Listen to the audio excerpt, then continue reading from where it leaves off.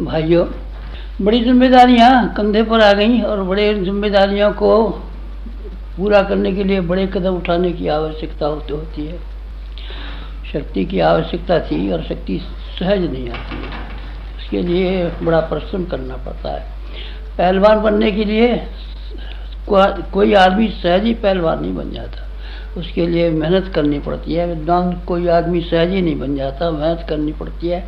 धनवान कोई सहज ही नहीं बन जाता, उसके लिए मेहनत करनी पड़ती है। हमारा एक ही सौभाग्य है कि हमको किसी सामर्थ्यवान के साथ चिपक जाने का मौका मिलता रहा है। अगर किसी सामर्थ्यवान के साथ में चिपकने का मौका न मिलता तो हमारा शरीर, जैसा कि आप देख रहे हैं, हाड़ का बना हुआ, मांस का बना हुआ बेकार का शरीर में कोई विशेषताएं भी तो नहीं है। तो ये शरीर कुछ बड़े काम कर नहीं पाता। ये बड़ी शक्तियों के साथ में जुड़ा रहने का हमारा सौभाग्य कह लीजिए, आप हमारी हिम्मत कह लीजिए, लोगों की, बड़े लोगों की अनुकंपा कह लीजिए, जो भी आपका मन आए कह लीजिए, पर एक ही विशेषता हमारे अंदर है कि हम बड़े लोगों के साथ चिपक गए। गायत्री 3 टुकड़ों में बटी हुई है और आध्यात्मिक साधना का सारा माहौल 3 में बटा हुआ है। उपासना 1, साधना 2, आराधना 3 में बटा हुआ है। ये हम तीनों ही काम करते रहे। आपने जाने किया कि नहीं किया, आप जाने। आप शायद चावल, धूप बत्ती, नैवेद्य वगैरह चढ़ा करके और माला घुमा करके अपनी बात समाप्त कर देते होंगे। हमने समाप्त नहीं किए, वहाँ से शुरू तो किया है ज़रूर, लेकिन ये 3 जो अध्यात्म की शर्तें हैं उनको हमने अनिवार्य रूप से पूरा किया है। त्रिवेणी में हमने ज़रूर स्नान किया है और उस स्नान करने के बाद में कौवे को कोयल बनने का और बगले को हंस बनने का मौका मिल गया है। आप देख सकते हैं, ये उदाहरण हमारे ऊपर आप देख सकते हैं।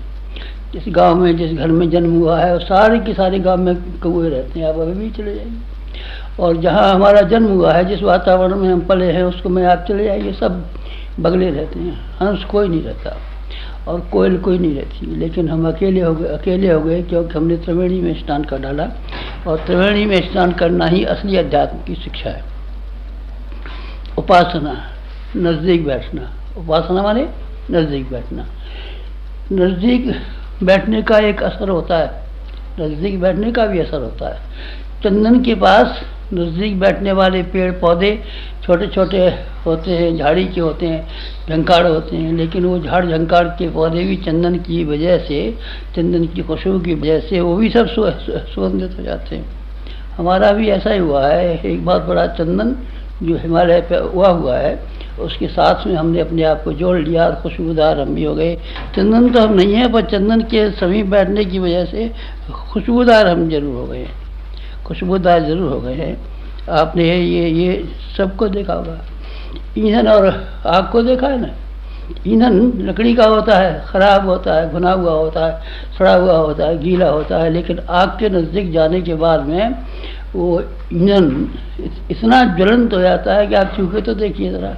अभी तो आप उस लकड़ी को यहाँ से वहाँ उठाए फिरते थे, लात मारते थे, कुछ भी करते थे। अब ज़रा छूइए ना, आग आ गई ना उसमें। ये कैसे आ गई? नज़दीक बैठने से।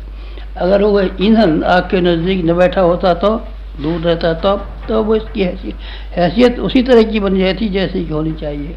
ये क्या बात हुई? ये उपासना हुई, नज़दीक बैठना। नज़दीक बैठने के मानी है चिपक जाना। चिपक जाने का मतलब है समर्पण कर देना। समर्पण कर देना, समर्पण करना होता है। खाली ये नहीं कि आप पास बैठे रहे। पास बैठने से क्या हो जाएगा? चिपकना पड़ता है, चिपकना पड़ता है। चिपकने की विद्या हमारे गुरु ने हमको सिखा दी और हमने सीख ली, और सारी ज़िंदगी भर चिपकते हुए हम चले आए। बड़ों के साथ में हम चिपकते चले गए। शादी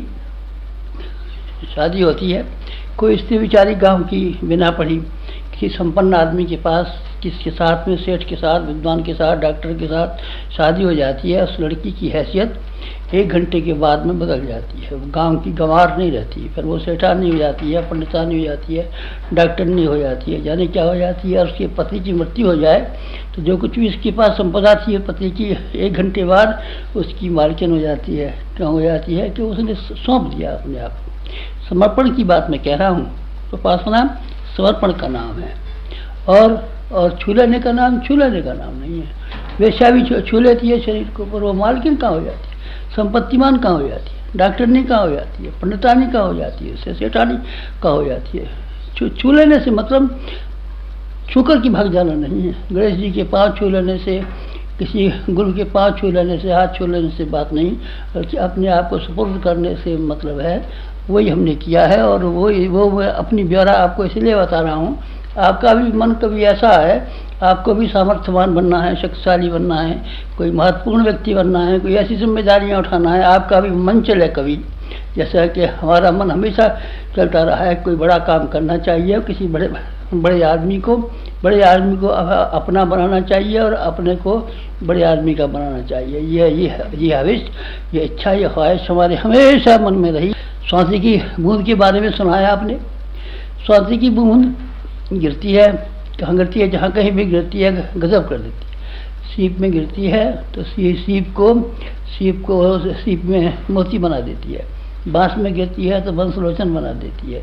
गाय के सिंग पे गिरती है, गोलोचन बना देती है, जाने क्या क्या बना देती है, लेकिन सबको बना देती है। फिर ये समुद्र में सीपें क्यों हैं? इनका मुंह खुला हुआ नहीं था, इनका मुंह बंद था। जिन सीपों ने मुंह बंद कर रखा था उनके अंदर मोती पैदा न हो सके। जो बांस बंद थे, जिनमें सुराख नहीं थे, उनके अंदर बंसलोचन नहीं पैदा हो सका। हमको अपना मुंह खोलना पड़ता है, दिल खोलना पड़ता है, कलेजा खोलना पड़ता है, उसको अपने भीतर रमा लेना पड़ता है और उसके भीतर अपने को रम जाना पड़ता है। ये दो बातें अगर आप कर सकते हो, हमने जैसे की है, तो मज़ा आ जाए। गाय अपने बछड़े को दूध पिलाती है, कुत्ते के बछड़े को दूध नहीं पिलाती। गाय के थनों में दूध हो और उसका बच्चा भाग गया हो तो उसको ढूंढ करके जब तक आप नहीं लाएंगे, गाय हैरान रहेगी, थनों में दूध भरे रहेगी, चिल्लाती रहेगी। लेकिन कोई उस गाय से ये कहे कि ले इस कुत्ते को के बच्चे को दूध पिला दी, गाय नहीं पिलाएगी, सिंग मारेगी। अपने बच्चे को पिलाती है।